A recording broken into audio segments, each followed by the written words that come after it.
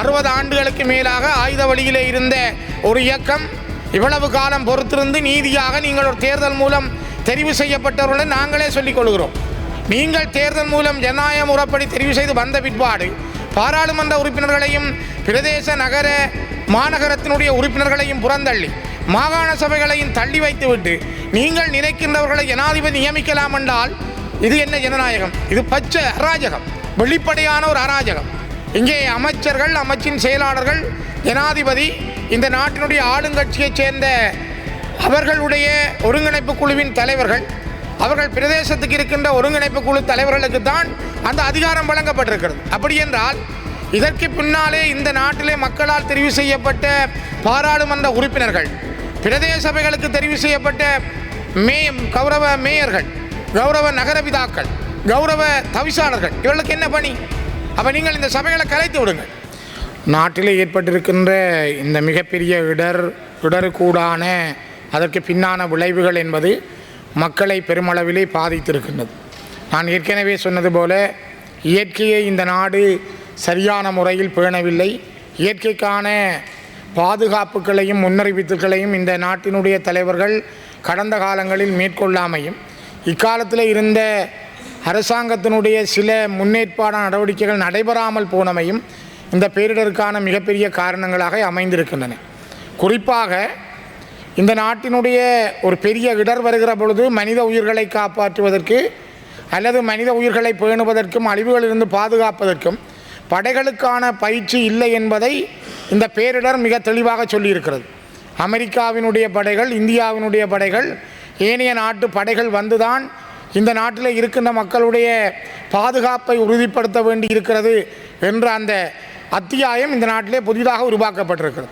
உண்மையிலே ஒரு நாட்டினுடைய படை என்பது இராணுவம், கடற்படை, விமானப்படை, போலீஸ் என்பது ஒரு இடர் வருகிற பொழுது எவ்வாறு செயல்படுதல் என்பதற்கான முழுமையான பயிற்சியையும் பங்கையும் கொண்டிருப்பார்கள். ஆனால் இந்த நாட்டில் அவர்கள் செயல்பட்டிருந்தாலும் கூட அந்த செயல்பாட்டிற்குரிய திறன் அவர்களுக்கு வழங்கப்படவில்லை என்பதைத்தான் இந்த கடந்த நாட்கள் தெளிவுபடுத்தி இருக்கின்றது. நாட்டினுடைய தென்பகுதிகளில் ஏற்பட்ட அழிவுகளுக்கு கொடுக்கப்படுற முக்கியத்துவம், செயல்பாடுகள் வடக்கு கிழக்கு பகுதிகளிலே, குறிப்பாக அம்பாறை, மட்டக்களப்பு, திருகோணமலை மாவட்டங்களிலும், யாழ்ப்பாணம், வவுனியா, மன்னார், முல்லைத்தீவு, கிளிநொச்சி போன்ற மாவட்டங்களிலும் அதனுடைய வேகம் மிக குறைவானதாகவே இருக்கிறது. நான் அண்மையிலே நெடுந்தீவுக்கு பயணம் செய்திருந்தேன். நெடுந்தீவு மக்கள் தங்களுடைய அழிவை சொல்லி கண்ணீர் விட்டார்கள். அவர்களுடைய தெரிவுகள், அவர்களுக்காக வழங்கப்பட இருந்த உதவித்தொகைகளை கூட நிறுத்திவிட்டார்கள் என்ற செய்தியை எனக்கு முன்னாலே அவர்கள் கண்ணீரோடு சொன்னார்கள். அவருடைய தொலைத்தொடர்பு வசதிகள் இருக்கவில்லை, அவர்களுக்கான போக்குவரத்து வசதி இல்லை. இப்பொழுதும் கூட நெடுந்தீவுக்கான ஒரு போக்குவரத்து வசதி சீரானதாக இல்லை. அப்படி இருக்கும் பொழுது அந்த மக்களுக்கான நிலப்போக்குவரத்தும் கூட பாதைகள் மிக மோசமாக பாதிக்கப்பட்டிருக்கிறது. அதே போல் எழுவதீவு, நயினாதீவு போன்ற இடங்களிலே வாழுகின்ற, அனலதீவிலே வாழுகின்ற மக்கள் மிகப்பெரிய அளவான நெருக்கடிகளை சந்தித்தார்கள். ஆகவேதான் கௌரவ பிரதி சபாநாயகர் அவர்களே, இந்த பகுதிகளில் ஏற்பட்ட அனர்த்தங்கள் என்பதும் மிக மிக முக்கியத்துவம் கொடுத்து பார்க்கப்பட வேண்டியது. ஜனாதிபதி அடிக்கடி உரையாற்றுகிறார், சொல்லுகின்றார். ஆனால் ஜனாதிபதி சொல்லுகின்ற ஜனநாயகம், பெருந்தன்மை, மக்களுக்கான செயல்பாடுகள் என்பது மிகப்பெரிய கேள்விகளுக்கு உட்படுத்தப்படுகின்றது.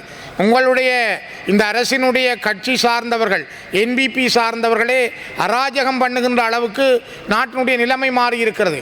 கிராம அலுவலர்கள் கண் விழித்து அவர்கள் பணி செய்கின்ற பொழுது அவர்களை என்பிபி அரசின் பாராளுமன்ற உறுப்பினர் தாக்குகிறார். அதே நேரம் பள்ளிக்கூடா பகுதியிலே இதே அரசினுடைய சில ஆதரவாளர் என்று சொல்லிக் கொள்கின்ற சிலர் அங்கிருக்கின்ற கிராம அலுவலர்களை தாக்க முற்படுகிறார்கள், தகாத வார்த்தைகளால் பேசுகிறார்கள். இவ்வாறான சம்பவங்கள் எல்லாம் நடைபெற்று கொண்டே தான் இருக்கிறது. இப்பொழுதும் கூட நான் அண்மையிலே அரசாங்கத்தினால் வெளியிடப்பட்ட ஒரு சுற்றறிக்கையையும் நான் இந்த இடத்திலே உங்களுக்கு சமர்ப்பிக்கிறேன். சுற்றறிக்கை இலக்கம் PS சாய்கோடு DASA சாய்கோடு சர்க்குலர் சாய்கோடு 7 சாய்கோடு 2025 ஆகஸ்ட் 22 ஜனாதிபதி செயலகத்தினால் வெளியிடப்பட்ட பிரஜாசக்தி வறுமை ஒழிப்புக்கான தேசிய இயக்கம். இந்த பிரஜாசக்தி வறுமை ஒழிப்புக்கான தேசிய இயக்கம் என்பது இங்கே இருக்கின்ற நாட்டினுடைய தேர்தல் மூலம் தெரிவு செய்யப்பட்ட பாராளுமன்றம், மாகாண சபைகள், நகர சபைகள், மாநகர சபைகள், பிரதேச சபைகளுடைய உறுப்பினர்களின் செயல்பாடுகளை கேள்விக்குள்ளாக்கி இருக்கிறது. அவர்களுடைய செயல்பாடுகளை முடக்கி இருக்கிறது. மிக முக்கியமாக அதனுடைய நோக்கங்கள் கூட அந்த மக்களுக்கான வறுமை ஒழிப்பு மற்றும் அவர்களுக்கு பொருத்தமான அபிவிருத்தி முன்மொழிவுகள் இந்த விடயங்களை செய்வதற்காக என்று சொல்லப்பட்டால், ஏற்கனவே மக்களால் தெரிவு செய்யப்பட்ட இந்த பிரதேச சபைகள், நகர சபைகள், மாநகர சபைகளுக்கு என்ன பணி இருக்கிறது? ஏன் இந்த ஜனாதிபதியினால் வெளியிடப்பட்ட இந்த சுற்றறிக்கையிலே பாராளுமன்ற உறுப்பினர்களுக்கான எந்த சந்தர்ப்பமும் வழங்கப்படவில்லை? இங்கே அமைச்சர்கள், அமைச்சின் செயலாளர்கள், ஜனாதிபதி, இந்த நாட்டினுடைய ஆளுங்கட்சியைச் சேர்ந்த அவர்களுடைய ஒருங்கிணைப்பு குழுவின் தலைவர்கள், அவர்கள் பிரதேசத்துக்கு இருக்கின்ற ஒருங்கிணைப்பு குழு தலைவர்களுக்கு தான் அந்த அதிகாரம் வழங்கப்பட்டிருக்கிறது. அப்படி என்றால் இதற்கு பின்னாலே இந்த நாட்டிலே மக்களால் தெரிவு செய்யப்பட்ட பாராளுமன்ற உறுப்பினர்கள், பிரதேச சபைகளுக்கு தெரிவு செய்யப்பட்ட கௌரவ மேயர்கள், கௌரவ நகரபிதாக்கள், கௌரவ தவிசாளர்கள், இவர்களுக்கு என்ன பணி? அப்போ நீங்கள் இந்த சபைகளை கலைத்து விடுங்கள். ஜனநாயகத்தின் தேர்தல், இந்த நாட்டிலே ஒரு தேர்தல் மூலம் தெரிவு செய்யப்படுதல் என்ற விடயங்களை நாங்கள் இல்லாமலே செய்து விடலாம். கடந்த 60 ஆண்டுகளுக்கு மேலாக ஆயுத வழியிலே இருந்த ஒரு இயக்கம் இவ்வளவு காலம் பொறுத்திருந்து நீதியாக நீங்கள் ஒரு தேர்தல் மூலம் தெரிவு செய்யப்பட்டவர்களுடன் நாங்களே சொல்லிக் கொள்கிறோம். நீங்கள் தேர்தல் மூலம் ஜனநாயக முறைப்படி தெரிவு செய்து வந்த பிற்பாடு பாராளுமன்ற உறுப்பினர்களையும் பிரதேச நகர மாநகரத்தினுடைய உறுப்பினர்களையும் புறந்தள்ளி மாகாண சபைகளையும் தள்ளி வைத்துவிட்டு நீங்கள் நினைக்கின்றவர்களை ஜனாதிபதி நியமிக்கலாம் என்றால் இது என்ன ஜனநாயகம்? இது பச்சை அராஜகம், வெளிப்படையான ஒரு அராஜகம். இந்த நாட்டிலே பார்க்கின்ற பொழுது கண்ணுக்கு முன்னாலே இந்த பிரஜா சக்தி என்கிற உறுப்பினர்கள் மிகப்பெரிய அராஜக நடவடிக்கைகளில் ஈடுபடுகிறார்கள். பிரதேச ஒருங்கிணைப்பு குழு தலைவருக்கு அங்கீகாரம் வழங்குகிறீர்கள், அவர் நினைக்கிறவரை அந்த கிராம அலுவலர் பிரிவிலே தலைவராக்கலாம். இது எந்த சட்டத்தில் இருக்கிறது? எந்த நாட்டில் இது? எந்த ஜனநாயகம் இது? அந்த ஒரு வட்டாரத்துக்கு 2 அல்லது 1 அல்லது 3 கிராம அலுவலர்களை உள்ளடக்கிய ஒரு வட்டார உறுப்பினர் இருக்கிறார், மக்களால் தெரிவு செய்யப்பட்ட உறுப்பினர் இருக்கிறார். ஆனால் அதே வட்டாரத்தில் மக்களால் நிராகரிக்கப்பட்ட ஒருவரை நீங்கள் இந்த பிரஜா சக்திக்கான தலைவராக உங்களுடைய கட்சி நியமிக்கிறது. அரசாங்கமா இது கட்சியா? இந்த நாட்டில் நடைபெறுகின்றது உங்களுடைய அரசாங்க ஜனநாயக நடைமுறையா அல்லது என்பிபி கட்சியினுடைய அராஜகமாக நடைபெறுகிறது என்பதை தயவு செய்து முதலில் வெளியிடுங்கள். நீங்கள் நாட்டில் இருக்கின்ற முன்னல் இருந்த ஆட்சியாளர்களை அவர்கள் மீது கல்லெறிந்தீர்கள், அவர்களை ஊழல் என்றீர்கள், அவர்கள் சரியாக செய்யவில்லை என்றீர்கள். ஆனால் இப்பொழுது நீங்கள் நடக்கிற நடவடிக்கை என்ன? அவர்கள் ஆயுத ரீதியாக எங்களுடைய மக்களை அராஜகம் செய்தார்கள், இனப்படுகொலை செய்தார்கள். அதனையே மிக மெதுவாக கண்ணுக்கு தெரியாத நூதனமான முறையிலே அறிக்கைகள் மூலம், சுற்றறிக்கைகள் மூலம் என்பிபி இன்னும் ஒரு மிகப்பெரிய இனப்படுகொலையை, இன அழிப்பை இந்த நாட்டிலே செய்வதற்கு முயற்சிக்கிறது. உங்களுக்கு தெரியும், இந்த நாட்டிலே உங்களுக்கு பிறகு என்பிபிக்கு பிறகு அதிகமான சபைகளோடும் அதிகமான மக்கள் பிரதிநிதிகளோடும் இந்த மக்கள் ஜனநாயக முறைப்படி தங்களுடைய பணியை ஆற்றுகிறார்கள். நான் நினைக்கிறேன் கடந்த காலங்களில் இருந்த அராஜக அரசுகள் அல்லது சிங்கள பேரினவாத அரசுகள் கூட அந்த மக்களால் தெரிவு செய்யப்பட்ட பிரதிநிதிகளை இயங்க விட்டார்கள், அவர்களுக்கான ஒரு சந்தர்ப்பத்தை கொடுத்தார்கள், அவர்களுடைய பெயர்களை கேட்டுக்கொண்டார்கள், கருத்துக்களை கேட்டுக்கொண்டார்கள். ஆனால் இங்கே முழுமையான ஒரு கருத்து சிதைக்கப்படுகிறது, கருத்துக்கள் இல்லாமல் அளிக்கப்படுகிறது. அதனை விட ஒரு ஒரு வன்புணர்வாக, ஒரு வன்மையான முறையில் மிகவும் வலிந்து இந்த நிலைமையை நீங்கள் ஏற்படுத்துகிறீர்கள். தயவு செய்து மாற்றுங்கள், உங்களை மாற்றுங்கள். நீங்கள் நாட்டில் எல்லாரும் தேவை, ஒரு சுயமான வாழ்வு, மக்களுக்கான புரிதல், மக்களுக்கான புரிந்துணர்வு, இந்த மக்களுக்கான நல்லெண்ணம் உங்களிடம் இருக்கிறதென்றால் ஏன் இவ்வாறான வேலைகளை உங்களால் செய்ய வேண்டும்? சமூக வலுவூட்டல் அமைச்சு, அவர்கள் கொண்டு வந்திருக்கிற சமூக வலுவூட்டல் அமைச்சினுடைய செயலாளர், அதனை விட அவருக்கு கீழே இருக்கின்ற அவருக்கு கீழே இருக்கின்ற ஒவ்வொருவர், அதிலும் குறிப்பாக இங்கே சொல்லப்படுகின்றது 4வது பிரிவிலே 4.2 சமூக அபிவிருத்தி குழுவானது ஒரு தலைவர், ஒரு செயலாளர் மற்றும் 5 அலுவலர்கள். இதிலே பொருளாதார அபிவிருத்தி உத்தியோகத்தர் இருக்கிறார், கிராம அலுவலர் இருக்கிறார், சமுத்தி உத்தியோகத்தர் இருக்கிறார், வேறு சேர்ந்த சில அக்ரேரியன் சம்பந்தமான உத்தியோகத்தர்களும் இருப்பார்கள்.